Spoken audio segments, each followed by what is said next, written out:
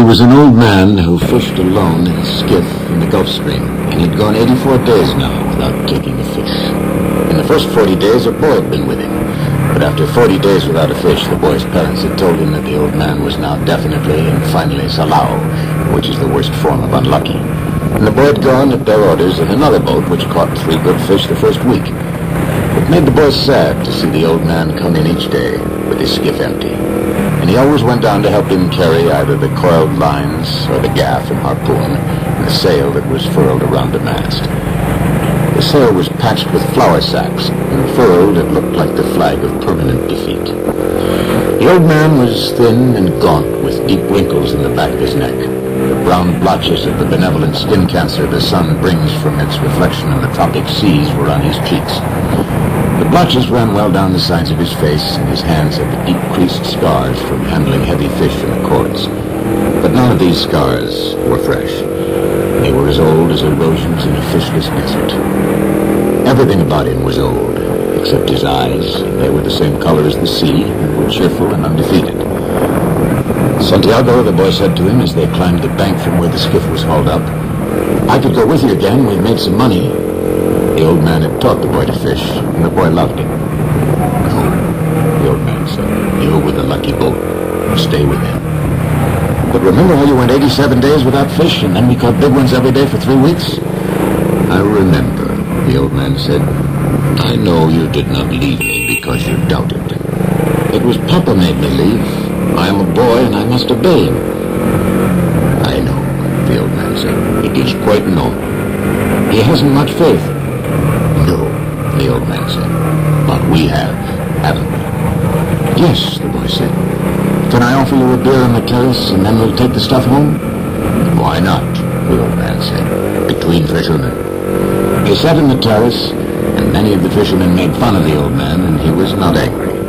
Others of the older fishermen looked at him and were sad, but they did not show it, and they spoke politely about the current and the depths they had drifted their lines at, and the steady good weather and of what they had seen. The successful fishermen of that day were already in, and had butchered their marlin out and carried them laid full length across 2 planks, with 2 men staggering at the end of each plank to the fish house where they waited for the ice truck to carry them to the market in Havana. Those who had caught sharks had taken them to the shark factory on the other side of the cove, where they were hoisted on a block and tackle, their livers removed, their fins cut off, and their hides skinned out and their flesh cut into strips for salting.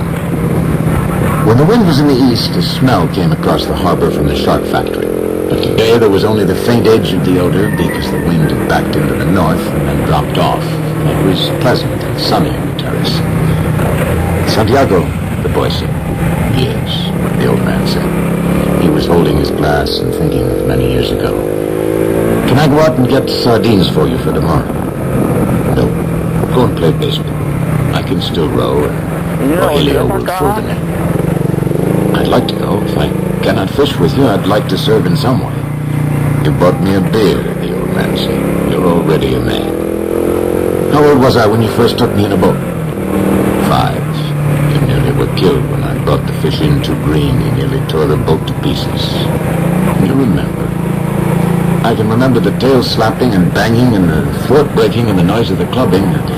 I can remember you throwing me into the bow where the wet, coiled lines were and feeling the whole boat shiver and the noise of you clubbing him like chopping a tree down and the sweet blood smell all over me." "Do you really remember that? Or did I just tell it to you?" "I remember everything from when we first went together." The old man looked at him with his sunburned, confident, loving eyes. "If you were my boy, I'd take you out and gamble," he said. "But you were your father's and your mother's, and you are in a lucky boat. Here, get the sardines. I know where I can get 4 baits, too." "I have mine left from today. I put them in salt in the box." "Let me get 4 fresh ones." "1," the old man said. His hope and his confidence had never gone, but now they were freshening as when the breeze rises. "2," the boy said. "2," the old man agreed. "You didn't steal them?" "I would," the boy said, "but I bought these." "Thank you," the old man said. He was too simple to wonder when he had attained humility, but he knew he had attained it, and he knew it was not disgraceful, and it carried no loss of true pride. "Tomorrow is going to be a good day with this current," he said. "Where are you going?" the boy asked.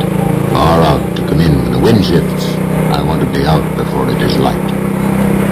I'll try to get him to work far out, the boy said. Then if you hook something truly big, we can come to your aid. He does not like to work too far out. No, the